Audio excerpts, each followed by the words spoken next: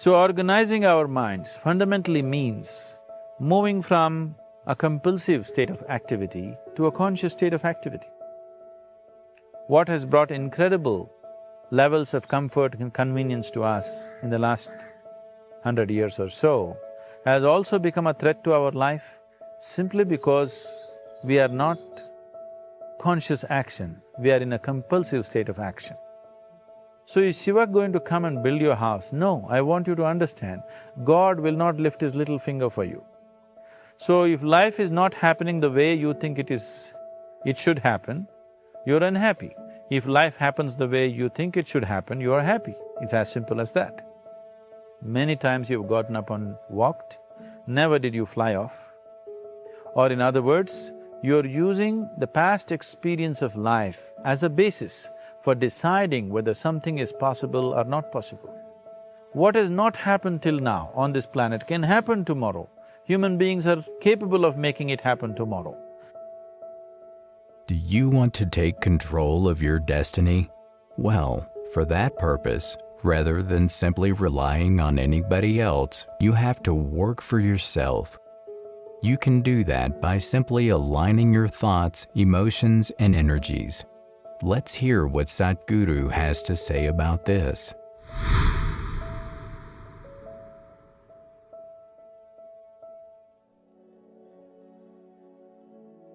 Everything we as human beings have created on this planet was essentially first created in our minds.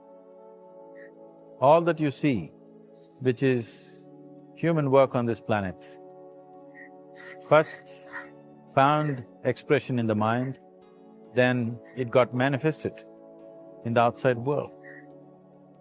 The wonderful things that we have done on this planet and the horrible things that we have done on this planet, both have come from the human mind.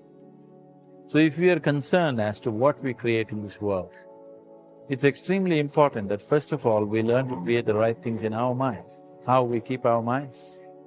If we do not have the power to keep our minds the way we want it, it in turn organizes the whole system. Your body, your emotion, your energies, everything gets organized in that direction. Once all these four dimensions of you, your physical body, your mind, your emotion and the fundamental life energies are organized in one direction, once you're like this, anything that you wish happens without even lifting a little finger actually. It would help to assist it with activity, but even without doing any activity, you can still manifest what you want if you organize these four dimensions in one direction and keep it unwavering in that direction for a certain period of time. Right now the problem with your mind is, every moment it is changing its direction. It is like you want to travel somewhere and every 2 steps if you keep changing your direction, the question of you reaching the destination is very remote unless it happens by chance. So, organizing our minds and in turn organizing the whole system and these four basic dimensions of who you are right now in one direction, if you do this, you are a kalpavruksha yourself. Anything that you wish will happen. But right now, if you look at your lives, everything that you have wished for till now, if it happens, you're finished.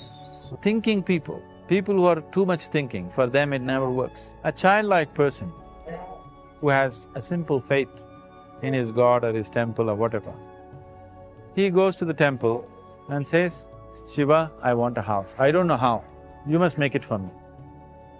Now in his mind there are no negative thoughts. Will it happen? Will it not happen? Is it possible? Is it not possible? These things are completely removed by this simple act of faith.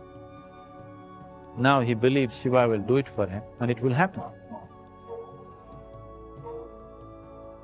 So is Shiva going to come and build your house? No, I want you to understand, God will not lift his little finger for you. What you refer to as God is the source of creation. As a creator, he has done a phenomenal job, there's no question about it. So organizing our minds fundamentally means moving from a compulsive state of activity to a conscious state of activity. You might have heard of people for whom they ask for something and beyond all expectations it came true for them. Generally this happens to people who are in faith. Now, let's say you want to build a house. If you start thinking, oh, I want to build a house. To build a house I need 50 lakhs, but I have only 50 rupees in my pocket. Not possible, not possible, not possible. The moment you say not possible, you're also saying, I don't want it. So on one level, you're creating a desire that you want something, on another level, you're saying, I don't want it. So in this conflict, it may not happen. The technology, which is supposed to make our life beautiful and easy, has become the source of all the problem that we are destroying the very basis of our life, which is the planet.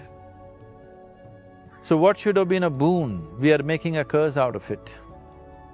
What has brought incredible levels of comfort and convenience to us in the last 100 years or so has also become a threat to our life simply because we are not conscious action, we are in a compulsive state of action. Could you think of a better creation than this? Is it in anybody's imagination to think anything better than what is there right now?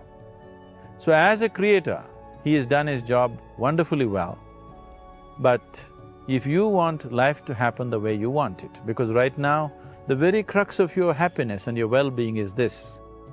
If at all if you're unhappy, the only and only reason why you're unhappy is life is not happening the way you think it should happen. That's all it is. So if life is not happening the way you think it should happen, you're unhappy. If life happens the way you think it should happen, you are happy. It's as simple as that. So if life has to happen the way you think it should happen, first of all, how you think, with how much focus you think, how much stability is there in your thought, and how much reverberance is there in the thought process will determine whether your thought will become a reality or is it just an empty thought. Or how you do not create any impediments for your thought by creating negative thought process. The first and foremost thing is, you must be clear what is it that you really want. If you do not know what you want, the question of creating it doesn't arise. If you look at what you really want, what every human being wants is, he wants to live joyfully, he wants to live peacefully. In terms of its relationships, he wants it to be loving and affectionate. Or in other words, all that any human being is seeking for is pleasantness within himself, pleasantness around him. This pleasantness, if it happens in our body, we call this health and pleasure. If it happens in our mind, we call this peace and joy. If it happens in our emotion, we call this love and compassion. If it happens in our energy, we call this blissfulness and ecstasy. This is all that a human being is looking for. Whether he is going to his office to work, he wants to make money, build a career, build a family, he sits in the bar, sits in the temple, he is still looking for the same thing. Pleasantness within, pleasantness around. If this is what we want to create, I think it's time we addressed it directly and commit ourselves to creating it.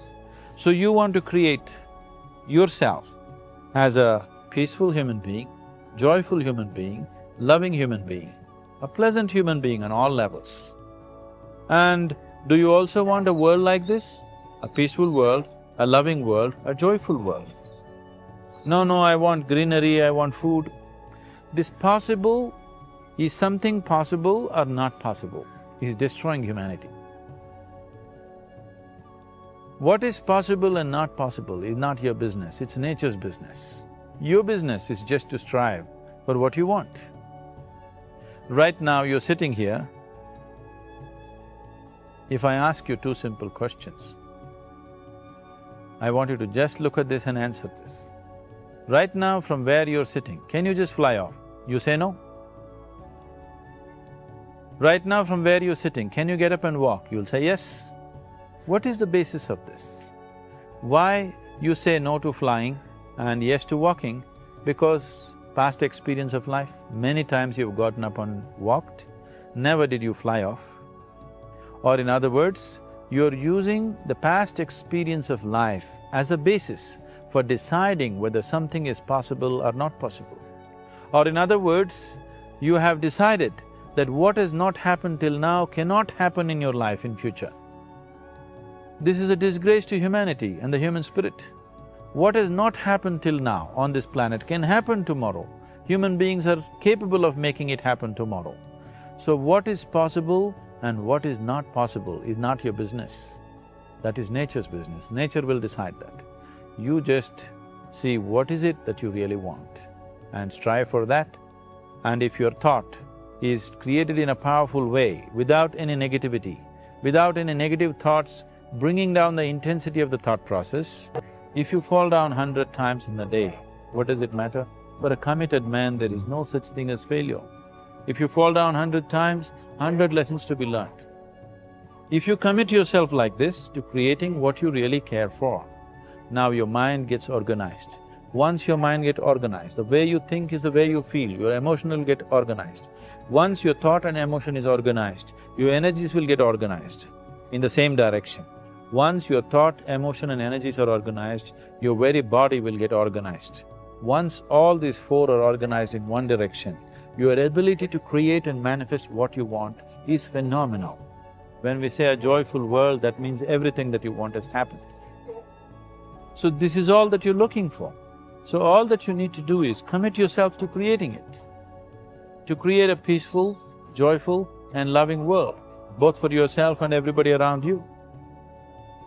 Every day in the morning, if you start your day with this simple thought in your mind, that today, wherever I go, I will create a peaceful, loving and joyful world. It is just that, have you kept access to that dimension or not? Organizing the four basic elements of your life will give you that access. There are tools and technologies to do this. The whole science of yoga, the whole technology that we refer to as yoga is just about this, transforming yourself from being just a piece of creation to become a creator.